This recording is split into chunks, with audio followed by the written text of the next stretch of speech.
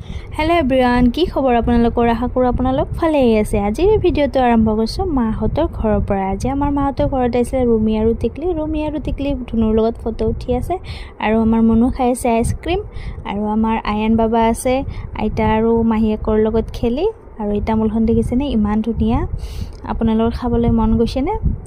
আৰু ইফালে আমি ৰখি থাকোতে আহি পালে ৰংজুলিৰ আইতাহত মানে এওঁলোক ৰংজুলিত থাকে আৰু আমাৰ সৰু মামীৰ মা হয় আৰু তেওঁলোক বহুত দিনৰ মূৰত আহে প্ৰায় 8-9 মাহৰ পিছত আহে। সেই কাৰণে মানে আহোতে বহুত বস্তু লৈ আহে লগত মামীৰ কাৰণে এপদকৈ লৈ আহোতে বহুত বস্তু হৈ যায়। সেই কাৰণে তেওঁলোকে মানে লাইন বাছত আহিবলৈ দিগদাৰ পায়, সেই কাৰণে গাড়ী লৈ আহিবলগীয়া হয়। এইফালে আমাৰ মায়ে ওলাই আছে বস্তু। এইটা হ'ল ৰংজুলিৰ আমাৰ আইতা আৰু এইটো হ'ল আমাৰ মাহী বস্তু উলিয়াই আছে মানে নাৰিকল কল আৰু তামোল বহুত কিবা আনিছিলে। এইফালে গুডু আৰু ময়ো অলপ সহায় কৰি দিলোঁ। এইফালে আমাৰ ধুনু আছে আইতাৰ লগত খেলি থাকোঁতে মাত লগালে আমাৰ ৰংজুলি আইতাই মাত লগতে সি মানে ঠুনুককে মাত ওলাইছে। ওলাৰ পৰা সি মানে ধুনীয়াকৈ মাত দিলে আইতাক আইতা বুলি সম্বোধন কৰিলে, বহুত ভাল পালে আইতা। এইফালে মায়ে ওলাই আছে বস্তুবিলাক আৰু মামীয়ে বনাই আছে চাহ আৰু এইবিলাক হ'ল মিঠাই